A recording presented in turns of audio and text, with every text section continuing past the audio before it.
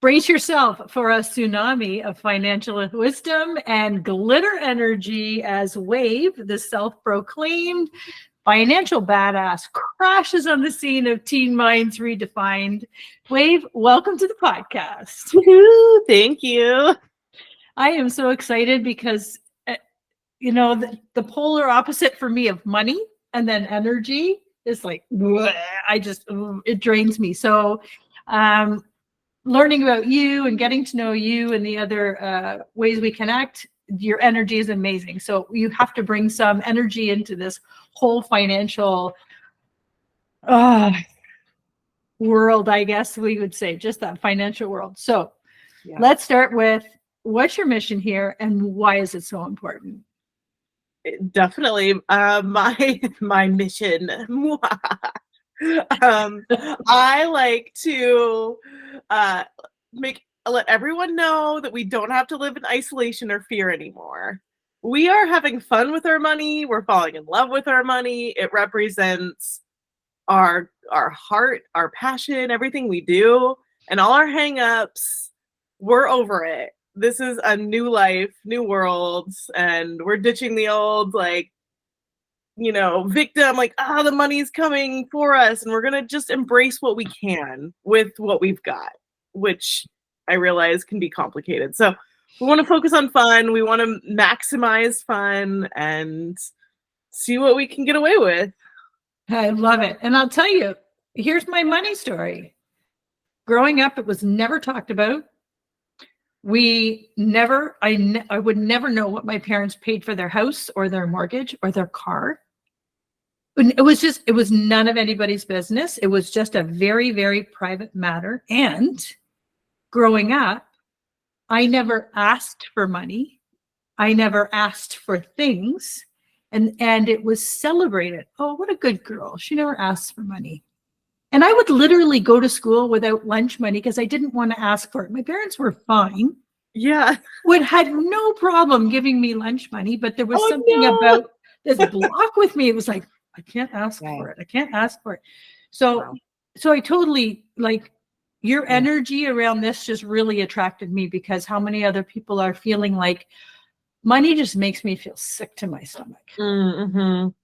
Yeah, I don't know. I haven't done the history of why we have decided that money is the most taboo subject on the planet, at least here in America. I'm not sure. To be fair, I don't know the other cultures in there.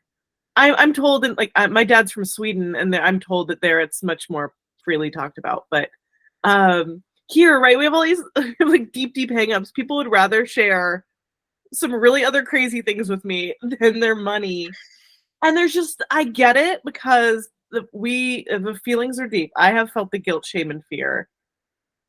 And I think it's like a new era. This is the era of the heart, of our passions. We're breaking out of molds right now. We're not just going to work till we're 80 and barely make it. This isn't okay anymore for us. And yeah, we are paddling upstream against some really weird macroeconomic forces. But there are so many things we can do to re-empower ourselves, and I'm so excited about it. You guys, yes. I was just looking up some things just some random articles just now, what do people tell teens to do with their money? And it was such a nightmare for me. Yeah, let's go there, because the schools aren't doing it. I was 25 years in high school. Schools are not doing it. It's ridiculous how we are zero right. Education. I do remember in high school once they had us like play the stock market, and I bought Beanie Baby stock and lost all my imaginary money. And I just think that's hilarious. Like, and so actually on my Instagram, I have a character named Bad Betty. She's a time traveler from the future, and she talks about her Beanie Baby stocks. So she's kind of my alter ego. But yeah, no, there's no education. And is that intentional? I have no idea, but it feels sometimes intentional. And so, what can we do? Yeah, a lot of the budgeting and, all the advice for teens was so adulty. Like, you need a budget and you need to do this and that. And yeah, we do need a budget. And what we need to talk about it in ways that like ditches all the restrictive conversation. Like, this is not, I don't know. I got lost there, you guys, but I'm I do know that there is one way to talk about it and another way, and we need to start shifting to the other way, which is that budgets maximize fun. That our budgets are flexible and here for us so that we can blow money on things that we actually want and kind of and like that match our core values.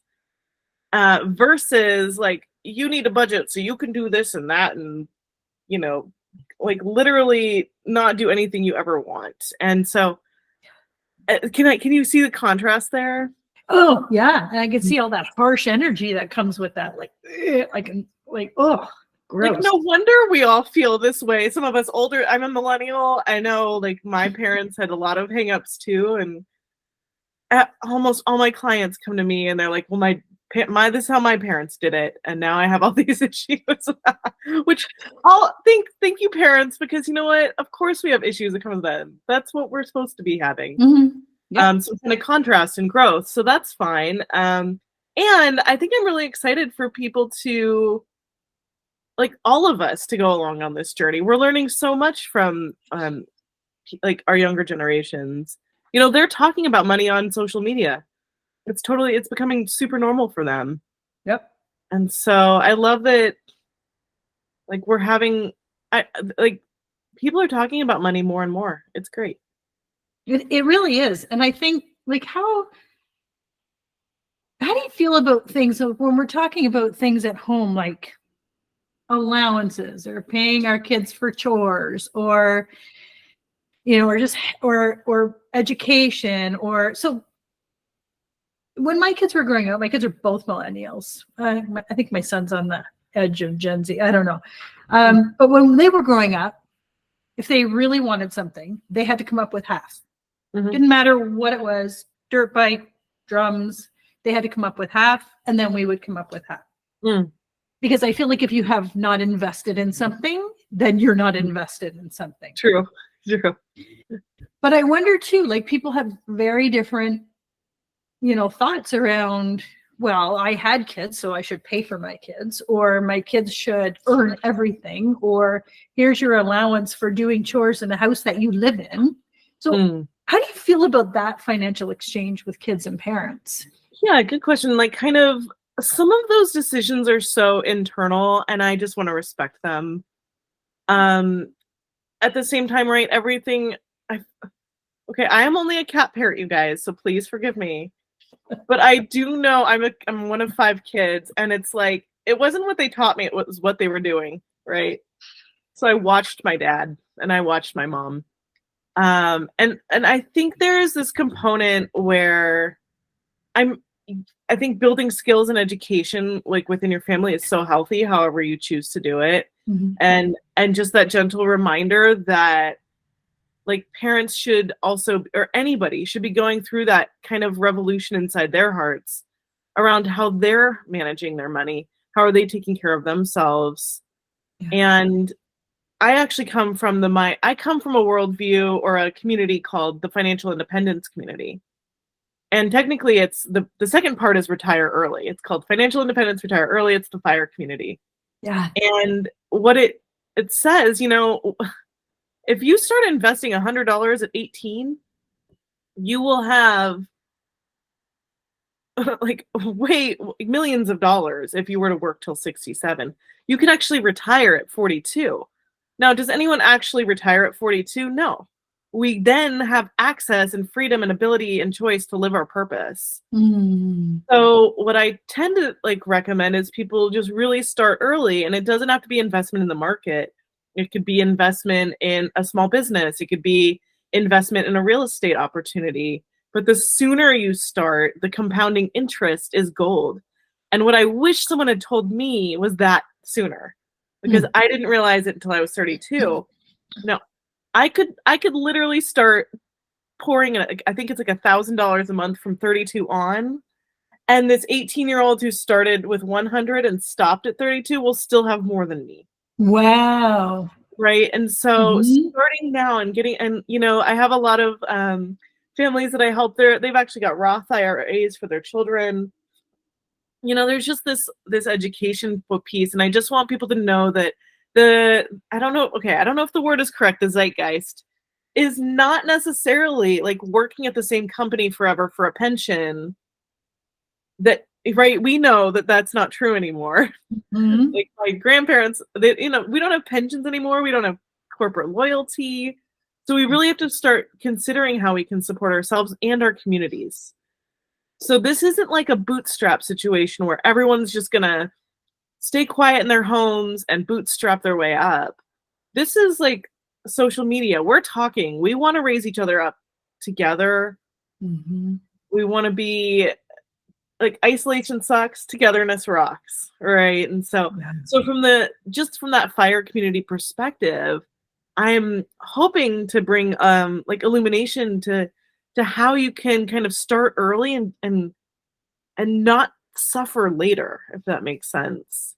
It does make sense. And even when you talked about budgeting being more for so that you can have fun, not so that you have to sit in a hole until it's time to cash in.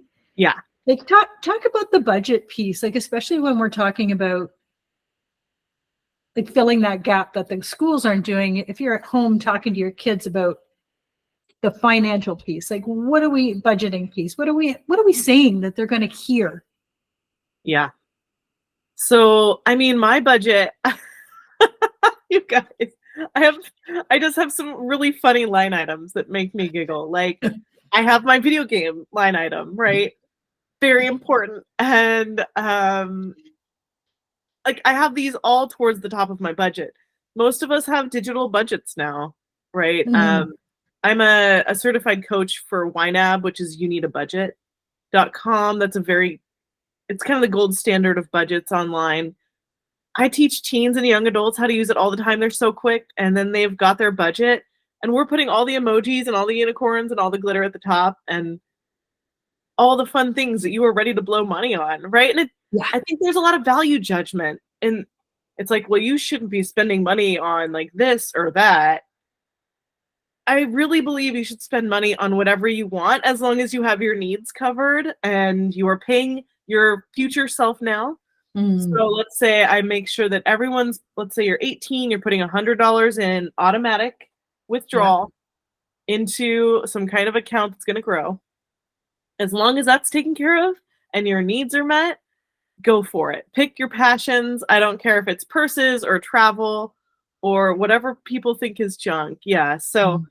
we really do want to have conversations though around core values, right? Like when I buy books on Amazon, that's one thing. But when I go down to my local bookstore and I spend like an hour and I pick that one book, this is a feeling that carries me for weeks.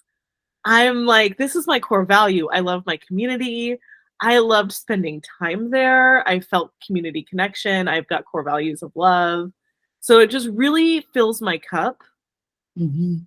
to buy that book. And I think we have a consumer mindset in our country that's just like, let's just buy random crap from Temu and like weird Chinese markets that steal our data. And like, again, I'm not really judging. It's just that like our money is precious. And it Yeah. represents who we are and how we decide that our blood, sweat, and tears every day gets funneled. And so I want us to like have these conversations. Where am I going to place my money? Why do I love my money? It's so valuable to me. Mm. And when I am going to blow it, is it exactly where I want to blow it? So yeah, when your budget, everyone's different. My sister is very different from me. Her clothing budget's very high. My clothing budget is like 15 a month, almost zero. But I'm like I hard slash things that do not matter to me. Mhm.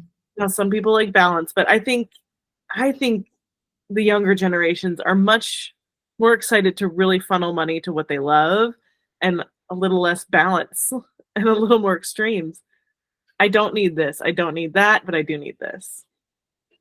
And as you're talking about spending, I'm feeling like, in the bookstore, for me, it's going to the local roaster instead of like the drive-through coffee place Yeah.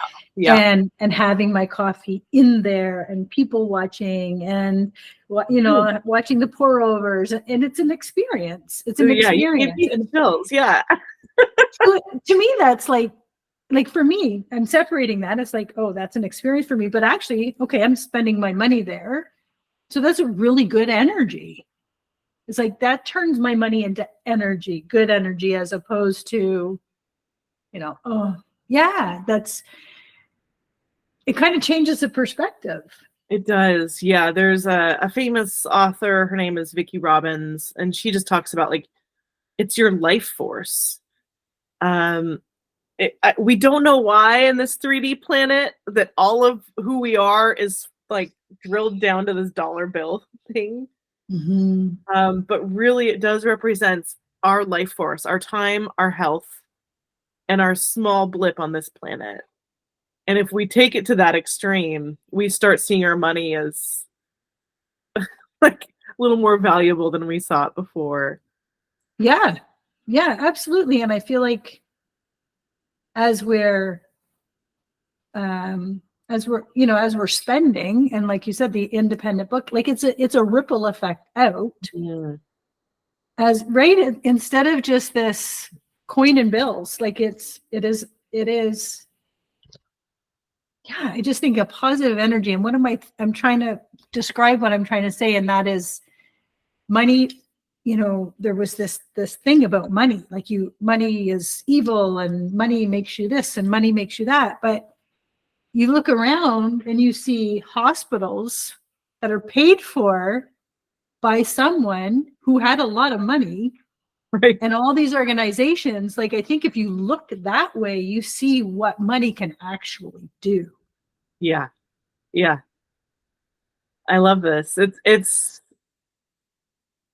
that belief that you just said that, well, money is evil, right? We have all these beliefs, and I think we should do some work to unravel them. And I have this like new thing where I think, okay, if you are struggling financially alone in your home and you haven't told anyone because you're in isolation and you have fear, guilt, and shame, because yeah, you haven't been spending according to your core values. Now Wave's freaking me out.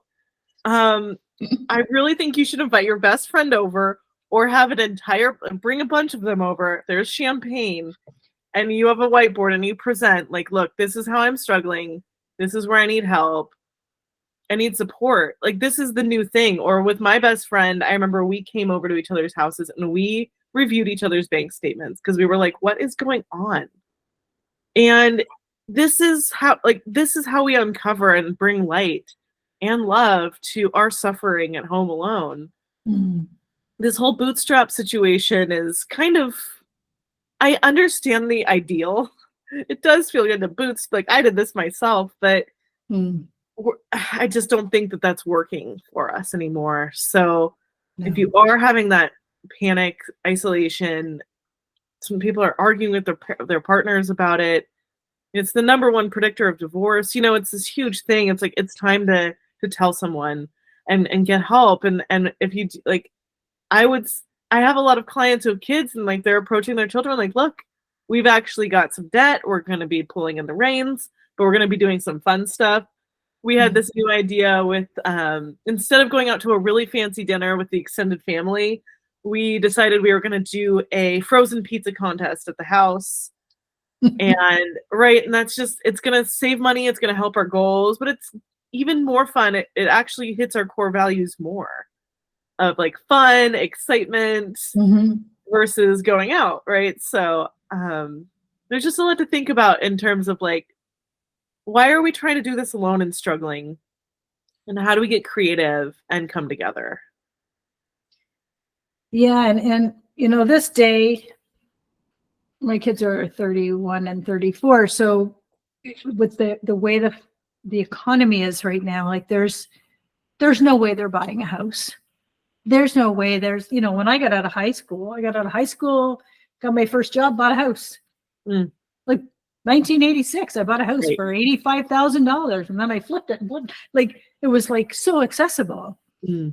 But cost of living and wages, right? Like they just don't line up anymore. So my daughter lives in like downtown Toronto, where it's very, very expensive. And of course they rent. And I'm trying to, I think we've had this conversation where, renting is terrible. For whatever you could rent, you could pay a mortgage for. But what's more important, and you tell me with budget and finances, is absolutely loving where you live, Mm. but renting, Mhm. or you move out to Bumfuck, Iowa, and you have a third of the price of the mortgage, but you're in a space that doesn't resonate. But Mhm. it's better to pay a mortgage than pay rent. What do Mm. you think about that? Sure. So the science actually supports renting. But I am a home person, right? I want a home, right? So the science is actually more in favor of renting now. I'm sure some people might argue with me on that, but I would, as a non-renter, I feel confident in saying that. One of the most famous financial people right now is Ramit Sethi. He has a Netflix show right now. Oh, He is a many million dollars and he still rents and he will fight you on it. really? He's cool. He comes from a similar lineage of me in terms of like the fire community and feeling like this is a purpose-driven life. And if you feel super strong about Toronto, amazing. Renting is great. Renting is fine. You can actually save money by not buying that house. As far as moving, now I did move to I went from a high cost of living area. I'm from the Bay Area, I'm from San Francisco. I moved to Eugene, Oregon, which is medium cost.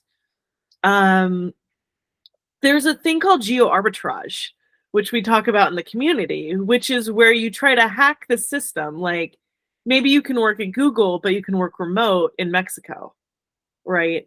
Yeah. And so we're all getting really creative because like I said before, the macroeconomics, and honestly, if you're indigenous or a BIPOC, you have other forces working against you besides just the regular forces that someone who's a white uh, queer person is identifying, right? So we have so many things working against us that we're all starting to try to hack the system because I don't know all the answers about some of that. So geo arbitrage is trying to figure out ways to kind of make it work. Yeah. Do you live with are you a millennial living with your parents to save money? Brilliant idea. Right. But we're all trying to get creative because we are a bit stuck. It is hard. Like, yeah, I think my father-in-law they bought their house for so cheap back then. And it's hard for that generation to see that they were getting all these rates that were so different from what we can do. So, I don't want to sugarcoat it and tell everyone like it's fine, just have fun. Like shit's real out here, right? And we have this one precious life. And how are we going to make it work? And how can we advocate as well? I'm always down to talk about that financial policy, but not for today. But yeah, if someone were to come to me and tell me, hey, I really want to buy a house, I really want it to be in Toronto, right? We might have some creative conversations around that. At the same time, sometimes moving to this idea of the unknown is a major curiosity to me, Cheryl, because it's like, what happens when we do move somewhere and it's nothing and it's not what we thought it would be, but there could be really cool people there for all we know. And if your passion is to have some animals and like some goats and like live that life, but it's like for me as a queer person, right, I would need to really consider where I'm going. Yeah. But also that there is the unknown. Like I think we get a little stuck in being like, I'm gonna buy this one house and live here forever. And it's like, go to Iowa. Like buy some property, see what happens. If you love it, great. If you hate it, even better. Like this is life. Let's be adventurous. Yeah. Just kind of shaking that up a little. I've moved 15 times. There you go. See? I'm a transient. Yeah. Yeah, I totally have moved 50. And from one spectrum to the other, small town, like just so yeah, shake it up a little is great. And I have no problem with that. No problem with that. And my parents moved into their $20,000 home in 1962, and my mom is still there. Yeah. And then their daughter everywhere, right? everywhere. We feel like while living our passion, and in that scenario that you asked, I wouldn't say that there was two options. I would say that there's a million options. Another thing we talk about is a lot of, there's a version of you can buy a fourplex and live in one and rent out the others. There's buying a duplex, renting out the other side. There's a lot of variety to how we can approach all these, approach this. Yeah. Yeah. It sounds like, when you hear financial wizard, financial coach, you think, oh, we're going to sit down and we're going to line up my budget. But just talking to you, I feel like there's so much mindset and consciousness behind your coaching. Can you talk about that? Yeah, I do something called value-driven finances. And I know I've been speaking about core values, but what are they? And so that's something I run through with people. We try to collect some core values of ours. And I don't, this is like a North Star. This isn't like every decision needs to be according to like my core value, but my core values are like love, laughter, connection, authenticity.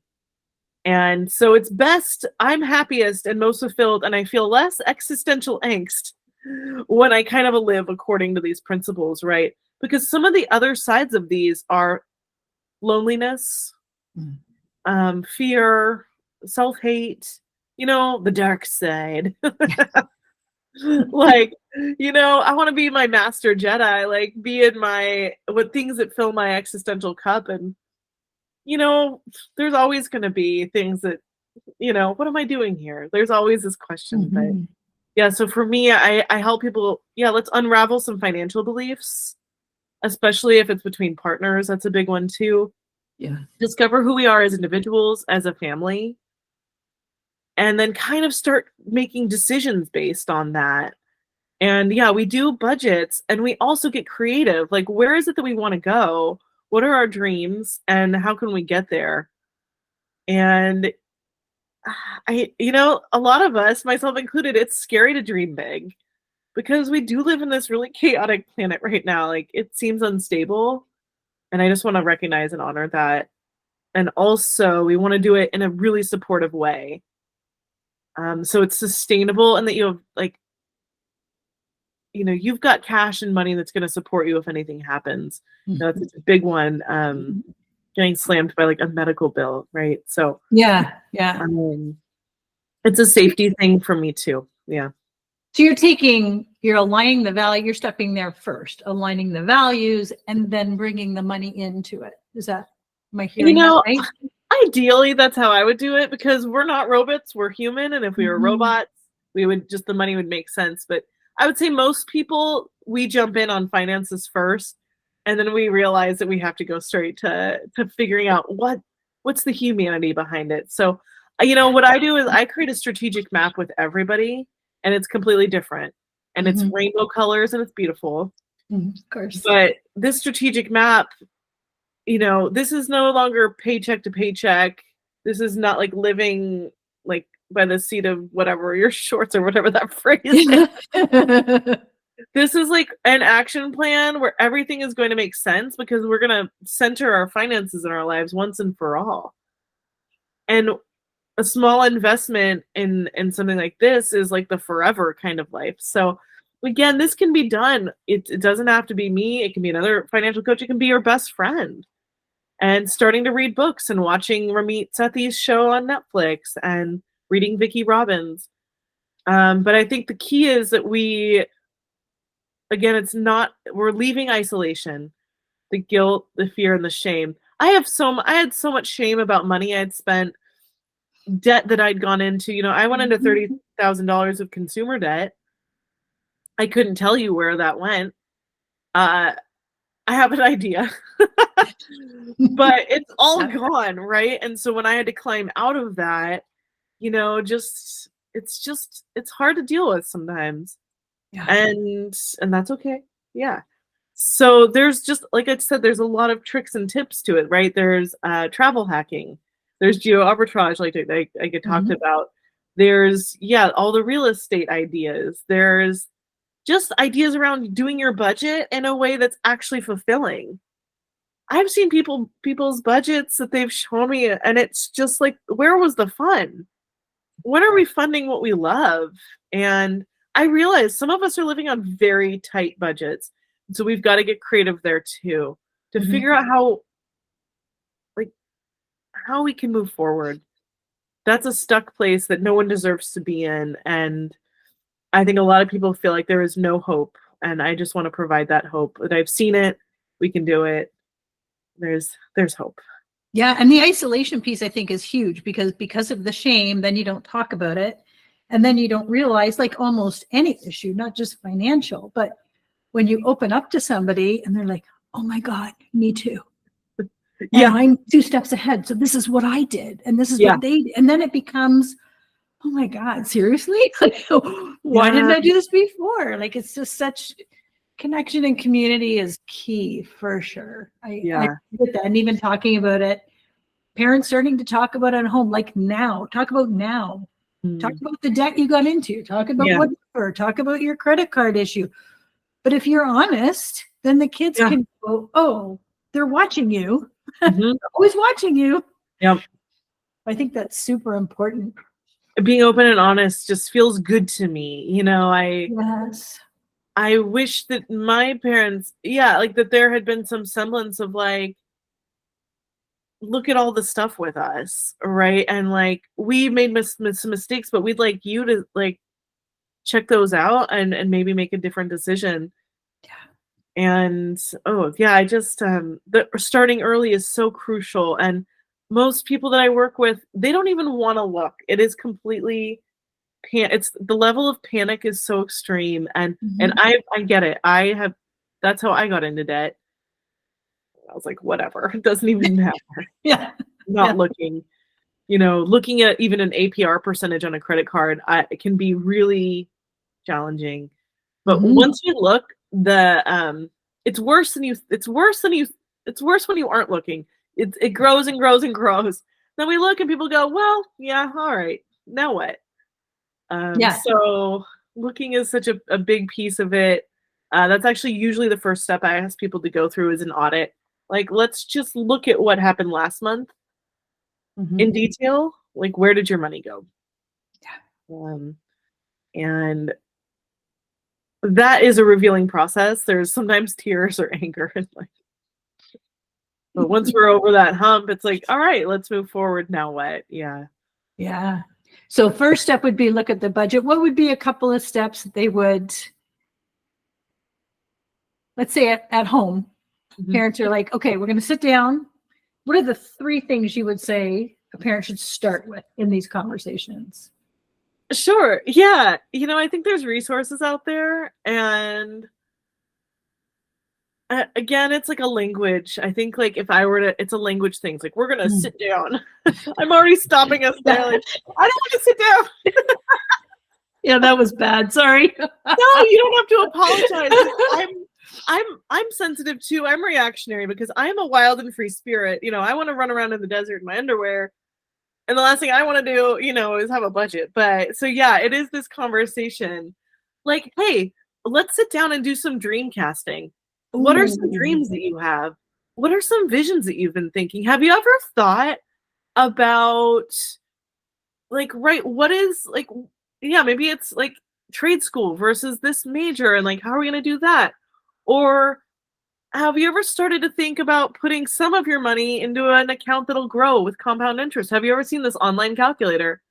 Did you know $5 can turn into 100 if you let it sit? There's resources and there's such great books out there, and there's Instagram accounts. There's one called Personal Finance Club. That's the one I recommend to everyone. In your feed. So yeah, I think that dream, that vision, that's what really inspires us. No one needs a budget to take care of their boring stuff. We want to fund. I love dream casting. I love that. Yeah. So I think it's also like teaching, how do we dream big? I think as adults, we start getting limited and risk averse, but our kids aren't. And that's the perfect time to go nuts. And yeah, what if I started this gluten-free cookie business? Like, cool. I don't know. I'm going to start mentoring kids. Like, those are small businesses or, whatever, like really encouraging free dreams. I love it. That's awesome. That's so awesome. Is there anything that I didn't ask you that you wanted to say? Last words. I don't want to miss out on your wonderful wisdom, but is there anything you want to add? Wow, I feel like I've totally told you guys everything I know. That's cool. That's cool. How about you tell us where we can find you, how we can work with you, all those great things. Definitely. So my Instagram is Financial Coaching with Wave, and that's where you'll find my alter ego, Bad Betty. Cannot miss her. And through there, you know, a lot of times people may not be ready to work with me, but they want to have a chat. So that's a good place to do it. My website is coachingwithwave.com. I do work with young people. I do work with families. I do work with couples. And it's absolutely my passion. I have some free resources, and mostly though, I'm down to have that free coffee chat. I feel like I can at least point you to the right direction verbally, which is a little easier than, I don't know, reading this book or that, you know. So yeah, so Financial Coaching with Wave, or coachingwithwave.com. That's great. And the fact that you're offering a chat is fantastic, because sometimes, like, just don't wait. Don't sit there in your squalor and your isolation and in your panic. Just make a call. Yeah. And that's the next step. And I think that sounds like a really important step. Definitely. And it's just tea and coffee. I'm an authentic marketer. I am not trying to oversell you there. It's just easier for me to check in with you and point you to where you need to go. Yeah. Well, in this way we find out, right, when you meet, who's your person and who's not your person. Sometimes it just doesn't feel good. Yeah. Sometimes the vibe is fantastic. So I am not everyone's cup of tea, but you'll notice that I'm not Chad. I am wearing a button up today, but my passion is people who might be a little freakier outside the box or just want to think differently this way, right? Yeah. So I love it. I love it. There's somebody for everyone, and yeah. Well, thank you so much. I really appreciate the work you do is fantastic. Your energy is fantastic. You have to go on Wave's website. It's just glitter and gold, and just such. I just love the shift. That's what we're trying to create with this podcast. Just the shift in thinking and being able to just kind of be ourselves and figure out the great energy and the resonance that's going to bring all the good to us instead of resisting it with all this bad energy. And I love it. So thank you so much. Thank you for listening to Teen Minds Redefined. Thank you, Wave. Check out Wave, and all the resources will be in the show notes. And yeah, thanks for stopping by.